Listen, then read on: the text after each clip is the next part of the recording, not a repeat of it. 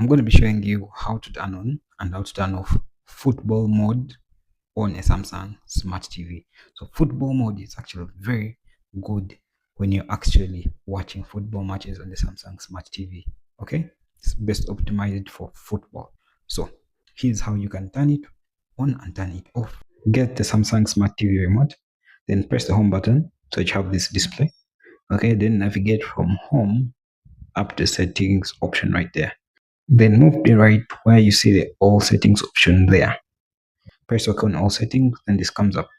Then you have to navigate to the advanced features option. Okay, right there. Okay, advanced features.